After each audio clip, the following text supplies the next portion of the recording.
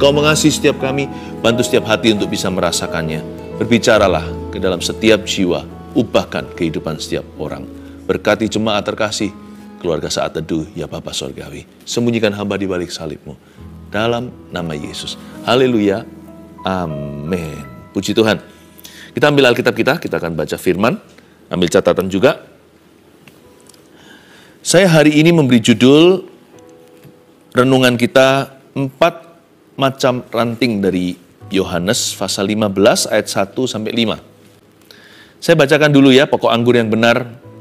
Akulah pokok anggur yang benar dan Bapakulah pengusahanya. Setiap ranting padaku yang tidak berbuah dipotongnya, dan setiap ranting yang berbuah dibersihkannya, supaya ia lebih banyak berbuah. Kamu memang sudah bersih, karena firman yang telah kukatakan kepadamu. Tinggallah di dalam aku, dan aku di dalam kamu. Sama seperti ranting tidak dapat berbuah dari dirinya sendiri, kalau ia tidak tinggal pada pokok anggur. Demikian juga kamu tidak berbuah jika kamu tidak tinggal di dalam aku. Akulah pokok anggur dan kamulah ranting-rantingnya. Barang siapa tinggal di dalam aku, dan aku di dalam dia, ia berbuah banyak. Sebab di luar aku, kamu tidak dapat berbuat apa-apa. Hari ini kita akan lebih mengenali apa yang salah dan apa yang betul di dalam hidup kita. Ada 4 macam ranting. Ini mengenai hidup Anda dan saya. Kita mulai ayat 1 dulu, dimulai perkataan Yesus begini, akulah pokok anggur yang benar. Ya, Jesus the center of our life. Yesus adalah pusat kehidupan. Pokoknya kalau Yesus sebagai pusatnya, kita akan mudah mengenali apa yang salah. Kalau kita pada jalan kebenaran dan hidup, kalau Yesus ada di tengah-tengah, dia menjadi nomor 1 dan segalanya, hidup kita pasti ada pada relnya Bapa di sorga. Karena Alkitab mengatakan, akulah pokok anggur yang benar, lalu Yesus lanjutkan, saya ajak Anda untuk melihat bahwa Anda dan saya harus tinggal di dalam Kristus secara sengaja, musti kerasan. Sama Tuhan itu jangan datang pergi, cabut tiba, lalu begitu terus on dan off. Hanya hampiri Tuhan kalau ada perlunya. Tinggallah di dalamnya, pasti kau akan berbuah. Kata tinggal itu konsisten, di situ terus, dia nggak pergi-pergi. Itu bukan visitasi, dia bukan visitor atau seorang tamu. Dia seorang residen, seorang yang tinggal di sana. Saya ajak Anda untuk betul-betul tinggal di dalam Kristus.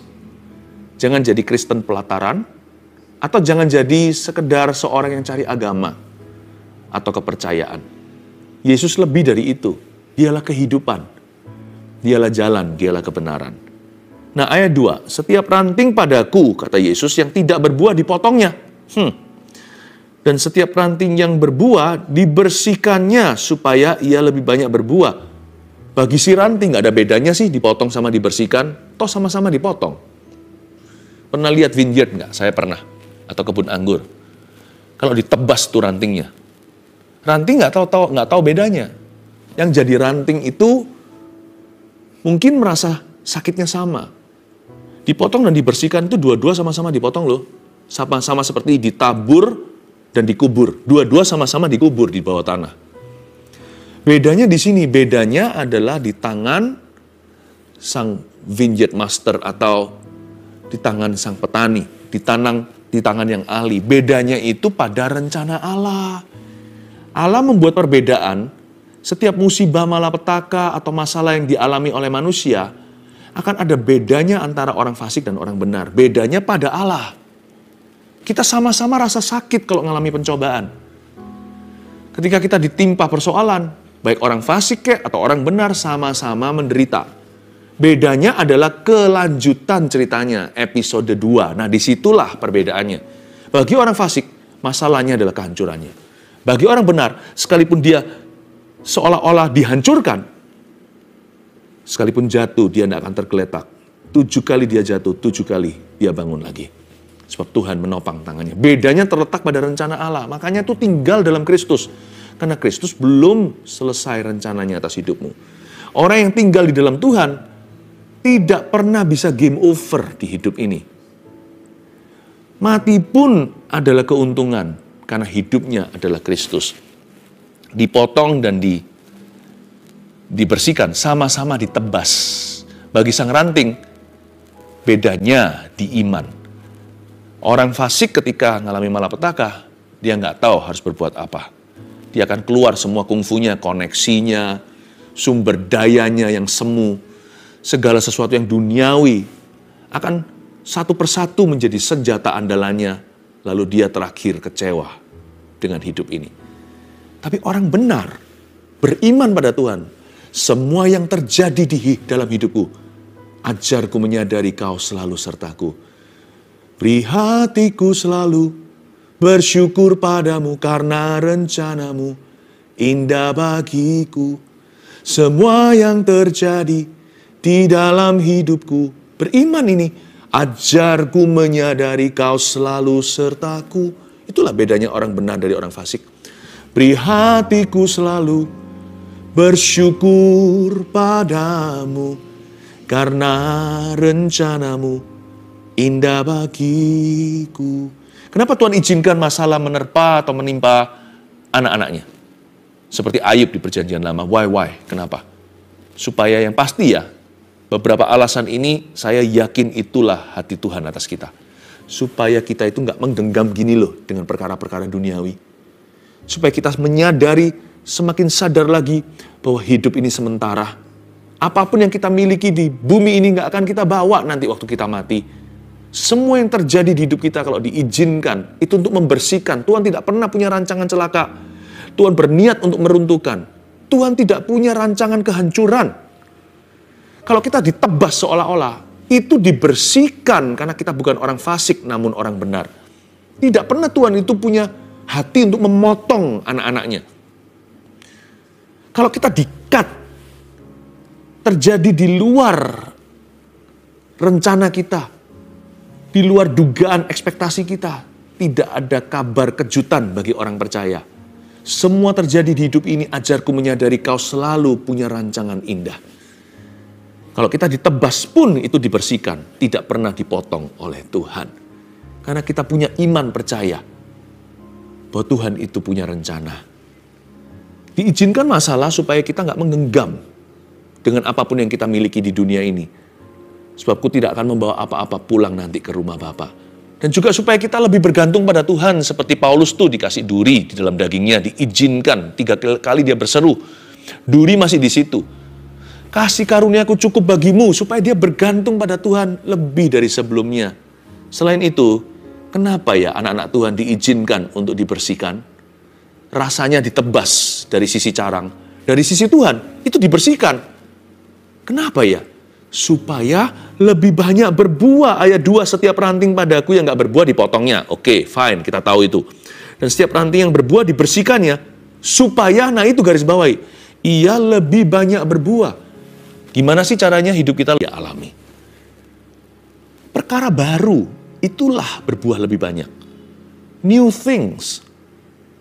Dulu ya sebelum aku ngalami lembah kekelaman ini, aku orang yang manja. Gak hanya di sifat ya, kadang-kadang juga dalam bentuk barang dan benda. Ada orang tertentu ketika senjata ditempa melawan dia, bukan hanya tidak membuatnya jatuh, malah jadi peluru keberhasilannya.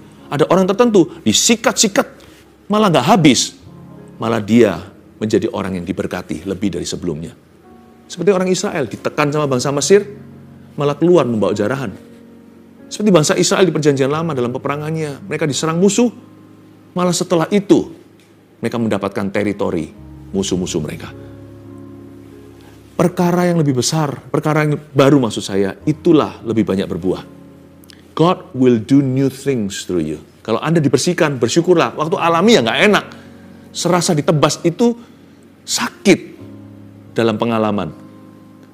Tapi hasil akhirnya itu loh. Ada perkara baru yang Tuhan sediakan. No eye has seen, no ear has heard, no mind has conceived what the Lord has prepared for you. Tidak ada mata yang sudah, mata Anda belum melihat, telinga Anda belum mendengar, pikiran Anda bahkan belum membayangkan apa yang Allah telah sediakan di depan ini untukmu. Selain itu, berbuah lebih banyak itu juga berarti perkara yang lebih besar. Sama dengan yang dulu, cuman lebih besar dari yang lalu. Berbuah lebih banyak. Dulu buah 1 jeruk, sekarang buah 10 jeruk. Atau dulu berbuah jeruk biasa, masam lagi. Sekarang berbuah jeruk Bali yang gede-gede itu. Manis, juga. Lebih banyak berbuah itu bisa jadi buahnya lebih besar dari sebelumnya, lebih manis dan lebih indah. Tetapi bukan hanya greater things, juga bisa improve things. Lebih banyak berbuah juga bisa berarti perkara-perkara dulu, perkara-perkara lama, namun diperbaiki. Jadi sekali lagi ya, lebih banyak berbuah itu berarti new things, greater things, improve things. Perkara baru, perkara lebih besar, atau perkara lama yang diperbaiki, lebih bagus dari dulu. Nah itu dia, tujuan kita dibersihkan adalah supaya kita lebih banyak berbuah. Kamu memang sudah bersih, yang telah kukatakan kepadamu. Tinggallah di dalam aku dan aku di dalam kamu. Sama seperti ranting tidak dapat berbuah dari dirinya sendiri, kalau ia tidak tinggal pada pokok anggur, demikian juga kamu tidak berbuah jika kamu tidak tinggal dalam aku. Ayat 4 ada perkataan seperti ini, kalimat berikut ini. Ranting nggak bisa berbuah dari dirinya sendiri. Nah sekarang mari kita cek ya, investigasi. Ranting-ranting apa aja dalam hidup kita, apa yang harus kita pertahankan, apa yang harus kita pupuk, tapi apa yang harus kita potong dan kita buang. Mari kita lihat sekali lagi di ayat 2 saya baca untuk Anda. Setiap ranting padaku yang nggak berbuah dipotongnya. Tapi setiap ranting yang berbuah dibersihkannya supaya ia lebih banyak berbuah. Catat ada 4 ranting yang saya mau perkenalkan kepada Anda. Yang satu namanya ranting mati. Ranting mati. Itu rantingnya sudah kering, tapi masih ada di sana. Ya, bahkan pohon mati pun masih berdiri kadang-kadang sebelum tumbang suatu hari. Ranting mati adalah area di dalam hidupmu dan hidupku yang kita tahu itu di luar kehendak Allah. Yang gituan harus dipotong, nggak bisa dibersihkan. Itu nggak ada kompromi. Jangan kompromi sama dosa. Kalau kita tahu bahwa itu salah, jangan diterusin. Kalau kita tahu itu menista Allah, jangan nekat jalan terus. Kalau kita tahu itu mendukakan Roh Kudus, jangan uji nyali. Ranting mati adalah area-area, those areas in your life that are outside God's will. Area itu di luar kehendak Allah. Beberapa orang pacarannya di luar kehendak Tuhan. Ada juga yang beda iman. Wah, itu susah jalan. Dan kita mau tawar-menawar dengan Tuhan, nanti gampang lah. Nanti kemudian hari saya menangkan. Kita jelas-jelas tahu jangan menjadi pasangan yang tidak sepadan. Kalau sudah menikah, jangan cerai. Sekarang waktunya Anda pikul salib dan doakan sampai si dia, pasangan hidupmu itu, atau your spouse, suami atau istri Anda itu, menerima Yesus. Ada juga yang pacarannya sudah oke, sama-sama seiman dalam Tuhan, tapi caranya di luar kehendak Tuhan. Bagaimana bisa Tuhan memberkati? Tanpa pacaran kudus, mana ada pernikahan kudus? Those areas, area-area dalam hidupmu yang di luar kehendak Tuhan. Bisa jadi yang di luar kehendak Allah dalam mulut kita. Lidah bibir kita pakai untuk mencerca, menghakimi, untuk pesimis, melulu, dan mengeluh. Bagaimana bisa diberkati kalau pengakuanmu begitu? Jangan-jangan waktu dibaptis dulu, semua basah masuk ke dalam air ceritanya. Seperti Yesus keluar dari air, Roh Kudus turun. Ini Roh Kudus nggak turun-turun, kenapa? Karena waktu masuk ke air nggak komplit. Mulutnya masih ada di luar. Ini hanya ilustrasi saja. Tapi dari sini kita pahami bahwa kalau kita mau mengalami berkat Tuhan dan berbuah lebih banyak, kalau kita mau pohon kehidupan kita itu lebih lebat berbuah, dan kita harus semua bagian tubuh kita, setiap area hidup ini harus dibawa masuk di dalam kehendak Allah. Tidak boleh ada area terpisah dari hadirat dan firman-Nya. Ranting mati harus dipotong. Kedua, ranting musuh. Ranting musuh juga harus dipotong. Yang ini jangan main-main ya. Dalam bahasa Inggrisnya dulu ranting musuh itu penjelasannya begini. Foreign objects with evil mind. Setiap benda-benda asing dengan pikiran-pikiran jahat. Kalau Anda mau diberkati dan mau berbuah lebat, tapi mau pakai narkoba juga contohnya, barang terlarang. Itu adalah substance atau benda-benda asing yang masuk ke sistem tubuhmu. Selama Anda pakai itu, Anda tidak akan pernah normal hidupnya. Memang menjadi candu saya mengerti, tetapi lebih kepada pergaulan sih. Kecanduan itu Tuhan ciptakan badan kita bisa detox sendiri. Apalagi kalau dengan kuasa Roh Kudus, kelepasan terjadi. Tapi selama kita dibawa influence atau dibawa pengaruh, ada yang dibawa pengaruh alkohol berlebihan, ada yang narkoba, benda-benda asing ini, tapi punya pikiran sendiri. Orang pakai ini bisa halusinasi. Ada orang yang bisa ketawa ke TV, ketawa-ketawa sendiri. Nanti bisa paranoid. Ya kan? Nanti juga bisa. Nggak bisa, kita harus lepaskan itu. Itu adalah ranting musuh di hidupmu. Pornografi juga. Jangan buang HP-mu. Yang salah bukan HP-nya. Toh ke kiri kanan kan kita yang setir mau kemana. Nggak salah, jendela dunia itu ada di depan kita. Tapi kita melirik kemana kan keputusan mata. Tapi kalau Anda mau diberkati Tuhan, miliki habit yang baru atau kebiasaan. Taruh di ruang tamu. Jangan sendiri-sendiri di kamar sana, browsing-browsing yang enggak. Minta tolong sama teman yang dapat Anda percaya. Minta tolong sama keluarga apalagi. Minta tolong sama hamba-hamba Tuhan di sekeliling Anda. Tolong jaga aku, bantu aku ya. Jaga accountability atau jaga supaya saya ada seseorang yang kepada saya bisa pertanggungjawabkan gitu. Bantu untuk mengawasi aku. Aku mau diawasi. Ya. Tolong aku karena aku perlu dukungan. Ranting musuh tidak boleh kompromi. Anda harus cut dari hidup Anda. Ya. Lalu ada ranting benalu. Ranting benalu ini yang annoying sekali. Ini yang sangat-sangat mengganggu. Karena ranting benalu adalah sebuah yang ini bisa dipotong, tapi jangan dulu. Dibersihkan coba. Kalau dibersihkan nggak bisa baru dipotong. Ranting benalu adalah childish character. Atau karakter-karakter kekanak-kanaan. Biasanya ketidakdewasaan iman. Karakter kekanak-kanaan yang selalu mencari perhatian dan menghalangi pertumbuhan. Di dalam diri Anda itu ada perasaan ingin tampil, ingin diakui, ingin dipuji. Lihat orang lain dirayakan, hati kita nggak senang. Quickly deal with it, masuk ke hadirat Tuhan. Minta sama Tuhan, change my heart, oh God. Ubah hatiku seputih salju. Ubah hatiku seperti dirimu.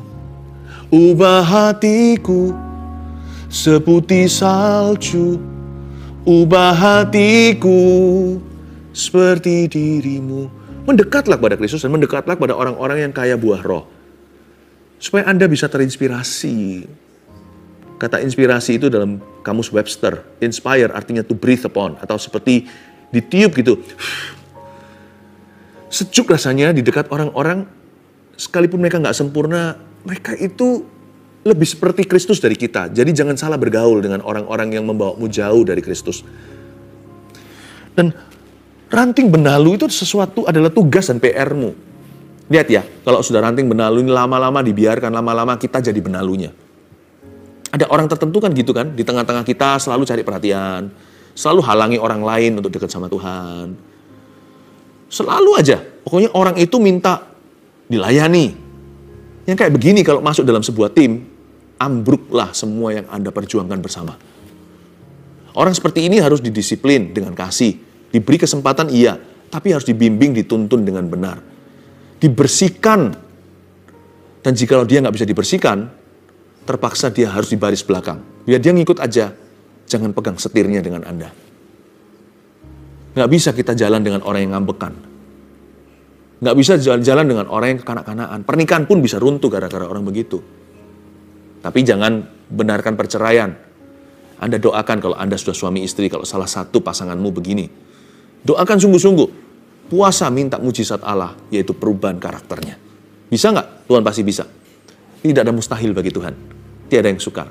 Nanti lewat pengalaman, lewat orang lain, lewat kejadian demi kejadian, nanti pasangan Anda itu akan diubahkan. Tapi terutama lewat jamahan Tuhan. Siapa tahu kan saat teduh bersama-sama. Seperti saya katakan tadi, saya rindu nantikan saat teduh berikutnya, rededikasi suami istri. Nanti lama-lama jadi benalu. Orang yang benalu begini itu annoying. Kadang-kadang kita annoying, kadang-kadang kita itu mengganggu. Gak bisa orang lain itu enak ada kita. Kita itu salib dalam hidupnya bukan berkat.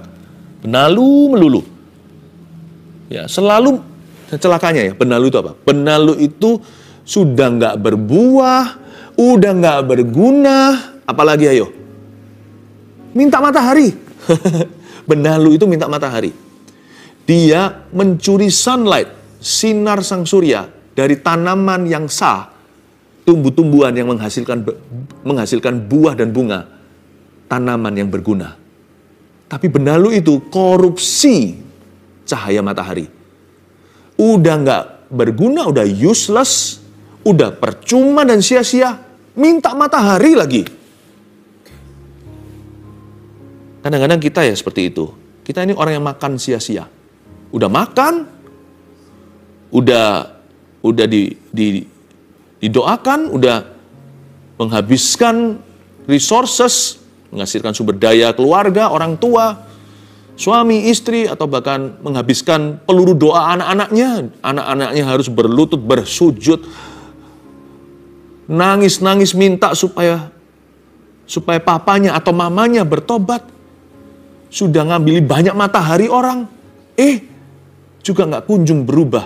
Apalagi berbuah, bukankah, bahkan bukan berbunga. Sama sekali nggak berguna. Jangan-jangan kitalah benalunya dalam sebuah keluarga, dalam sebuah perusahaan, dalam sebuah gereja. Tapi yang bagus itu ini, ranting baik. Itu kita. Ini yang disebut di ayat 2 tadi, dan setiap ranting yang berbuah, dibersihkannya. Tadi kan saya sudah jelaskan dibersihkan itu apa. Nah, inilah ranting yang masuk kategori dibersihkan. Ranting baik tetap diproses Tuhan loh ya. Ranting baik bukan berarti dibiarkan, ya sudah kamu udah berbuah, good enough. Enggak. Karena Tuhan punya target di hidup kita bukanlah sekedar berbuah. From good fruit to maximum fruit. Jadi Tuhan tidak hanya menargetkan kita berbuah saja, tapi berbuah secara maksimal. Itulah sebabnya kita dibersihkan. Ranting baik itu menjadi proyek utamanya Tuhan. Sensornya Yesus. Saringannya adalah Roh Kudus. Dan tujuan Allah tidak bisa batal dalam hidupnya. Apapun yang terjadi yang Tuhan izinkan, Dia mengerti Tuhan punya rencana. Hasil akhirnya sudah mudah ditebak. Kemuliaan Allah yang bertambah dalam kehidupan orang itu. Karena dia adalah ranting yang baik. Karena Tuhan mencari pada pohon demikian. Bukan sekedar buah 1-2. Dia mencari buah yang maksimal. Jadi kalau kita sudah masuk kategori itu, tenang aja. Udah berserah aja. Bapak bilang apa, saya nurut. Bapak ngomong apa, saya ngikut. Mengapa? Karena saya tahu Bapak bertanggung jawab. Ku tahu Bapak pelihara aku, Dia baik bagiku. Ku tahu Dia bertanggung jawab atas hidupku. Aku ini adalah urusannya, asal hatiku berkenan kepadanya. Enak, saya nggak perlu ada rasa takut apa-apa sih, sungguh untuk masa depan. Asal saya tahu saya ranting baik ya. Asal ada kesaksian roh di dalam hati saya dan orang lain juga bisa melihat buah-buah pada pohonku. Saya nggak perlu terlalu mikirkan panjang-panjang, nggak perlu overthinking ceritanya. Tugas saya ya tugas saya. Apa yang menjadi peran saya itu yang saya jalankan. Sisanya, ngapain saya khawatir akan hari esok. Persiapan dari sisiku, menabung merencanakan, latihan, itu dari sisi saya. Tapi hasil akhirnya, saya serahkan ke Tuhan. Karena saya ini proyek utamanya. Anda harus bisa berkata demikian. Kalau aku ranting yang baik, Tuhan yang punya keperluan untuk melihat buah maksimal di dalam diriku. Semua yang terjadi, ajarku menyadari, kau selalu sertaku. Wow, coba pikirkan lagi. Anda ranting yang mana? Jangan-jangan kita adalah ranting musuh itu. Kita adalah pengaruh buruk untuk teman-teman kita. Kita adalah utusan setan dalam diri mereka, dalam keluarga. Jangan ya. Jangan sampai kita juga ranting yang mati. Banyak di sini yang sudah mati kerohaniannya. Ini bukan hanya ranting bicara tentang sesuatu di hidup kita. Jangan-jangan hidup kita juga begitu, seperti ranting itu. Ada 4 tadi, ranting mati, ranting musuh, ranting benalu, dan ranting yang baik. Semoga Anda dan saya menjadi ranting yang baik itu. Supaya kita berbuah banyak, sebab di luar Kristus, kita tidak dapat berbuat apa-apa. Mari kita berdoa.